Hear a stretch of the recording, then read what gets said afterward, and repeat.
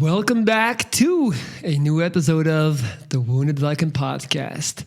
Super special guest in the building today, a man of many trades, CEO, business owner, podcaster, fashion designer, but the greatest achievement of them all, the man who was single-handedly responsible that I am talking in this microphone today, the man who is single-handedly responsible for me starting a YouTube channel. I kid you not. Evert Winkelmans. Whoa, what an intro. Man, without you, I literally would not be here. And that's not me trying to make you look good. That's a fact. I think you did that yourself, but okay, I'll take the compliment. That's a lie, man. That's a lie. I'm not going to let you get away with that. You literally bought the actual camera we're using right now to record this. You invested in me, man. You told me to go ahead and do it. Now you have like a gazillion viewers, so... We just hit 50K, so shout out to all my subs, man. 50K, that's a dream come true. I'll never forget, I actually had this dream of wanting to start a YouTube channel years before I did. And I just didn't have the balls. That's the short story. I did not have the balls. I remember being in the gym, talking to a gym buddy of mine, and I had this idea like, man, I think I got something special with my cancer and the way I'm dealing with it. Like I already sensed it back then, and I'll never forget one of my gym buddies basically talking about this Dutch vlogger and going, can you believe this motherfucker thinking he's important, like he's filming himself? I hate these vloggers. That's with all Dutch vloggers. Oh, man. No, that's true. That kind of like, obviously I wasn't the person back then who I am today, and I remember thinking, ooh, yeah. But I'm still thinking there's more to come for you.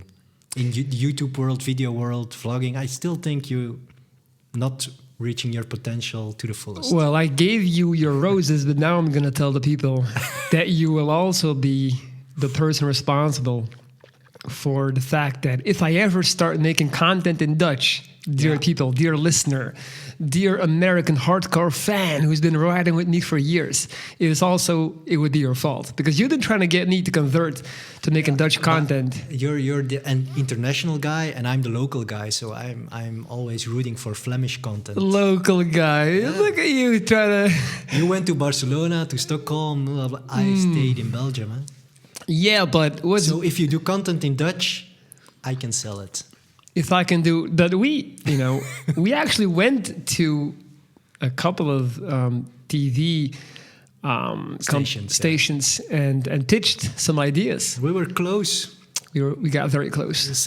We were very close selling a program, but it just never fit because a lot of people that watch your YouTube channel in Belgium think you're a foreigner. And why is that? Would you consider me very typical Belgian? No. You're atypical Belgian. Huh? Atypical, yeah. You have a very international look and feel. That's the truth. If you're more Flemish, you're more a local farmer or something, you would be more popular in Belgium, but you have less viewers. That's just my thing. I'm like, why would I cut myself short if I have a potential audience of 7 billion people? Why would I? Now you're competing with Americans, Australians, guys from the UK. That's very hard, I think. That's true. In Belgium, you compete with nobody. You would be one of a kind. but I think I don't know, man. Yeah, I mean, everything you're saying is right, but at the same time, I'm afraid that I would lose a little bit of my magic speaking Dutch.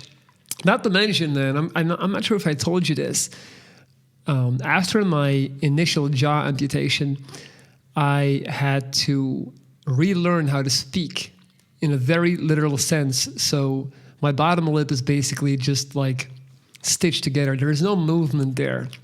So as a direct result of that, some typical Dutch phonetic sounds are very hard for me to pronounce. Like these and B's and P's in Dutch is a struggle. They all sound the same. Like I'm sure the listener right now is like, you said the same letter 3 times.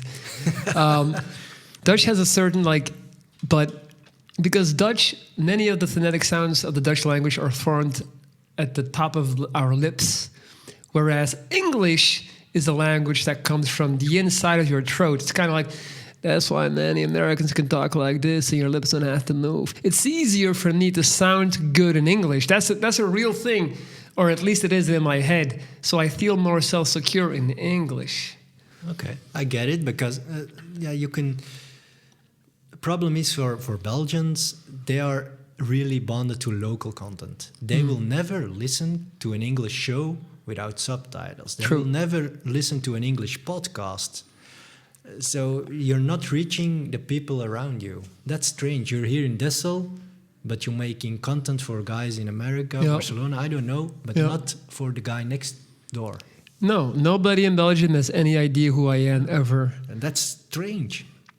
It is, but at the same time, I kind of like it in a weird way, because it makes me feel like, I don't know, it's like I get the best of both worlds. But you can still keep your YouTube channel in English, and we can work on Dutch content. So Then I want to say this can also do both. because I know right now there's a bunch of Americans going, who the fuck is this guy? And why is he talking about our beloved Wounded Viking like that? So you're actually a very successful Belgian TV producer. You are, man. I'm not I'm listening. still small. I'm not going to let you get away with being humble on this podcast, man. Like, you have produced some of the best shows we've seen in recent memory. Sport documentaries. Sport documentaries. That's your niche. That's my niche. That's your thing. Do you ever see yourself doing something outside of sports? Yeah, but mainly because we need to survive or we need to grow. My passion will always be sports, always. Haven't you passed the point where you have to take work to survive? It's Corona, so it's a difficult time even for a production company. So yeah, of course. But at this time, we can still survive with only sports. Man, and it's amazing because I always brag about knowing you. I always tell people, because you're very big on the football as well. And as we know, football in Belgium is like a second religion here. So anytime I'm talking to someone that is very into football, I'm like, hey, you know that show? You know, the one, it's called Deklat Binnen, for example, which means the locker room in Dutch. And everyone has seen it. And I'm like, yeah, my buddy, he made that show. He was the executive producer. Yeah, we sold the locker room, the international version, to Canada, to Germany. Dude, you didn't tell me that. But they never got to the point that they remade it. So they bought the format. but Really? They never found a station to buy it for real. How does that work? So, okay, So they buy a little. They give a little fee. it's like for a the format. dance. It's like an advance. Yeah, and then they go pitch it with Canadian television stations. Give me a number and like what type of fee are we talking about? Is it €1,000? Is it 10,000? Is it 50? 5 to 10K.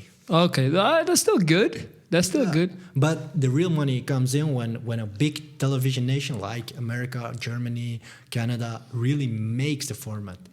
And that never happened. In Finland, they were very close to remake the locker room at my show with ice hockey. Of course. But yeah, I don't know, man. A part of me is, and also because of the corona, I was forced to move back to Belgium, and also because I wanted to be closer to you, because it's true. It sounds cheesy, but it's true, because we've always talked about doing something together, but due to my travels, it's hard. When you're not in the same geographical location, it's hard to really... it's more as an hour drive Yeah. from me to you. In Belgium, that's a lot. Yeah. In Belgium, in America, that's like going to the grocery store. And the problem with I have to survive with my company, so it's 6-7 days a week. I really have to work and focus really hard, and there's not a lot of time for other things, brainstorming, making time for special projects, and that's something I have to learn to do, making time. But you're still in that hustle and survive it's too much. phase. I hustle too much. But That's not good. You know what you told me about 2 years ago, right? You told me, like listen, man, I'm going to take it easy. I'm going to really step it down. And 2021, so in a month, I'm really, really going to choose my projects. And I will cancel other things. So Okay. to make time to brainstorm, to pitch projects with you, to pitch projects I really believe in. And that's something you can't get to right now because I have today. I always have to do so many today to survive. that I can't pitch real passion projects. I So- have to make time. Do you need help making better decisions in your life? Are you lacking self-confidence and motivation to get things done? Hire me today and get a direct daily line of communication with me through video chat and audio messages. I operate on a week-to-week basis, so no long-term investment is required. 7 straight days of Viking advice will get you right on track. Email me at lorenz.dries@gmail.com and change your reality. I'm ready whenever you are. See you soon.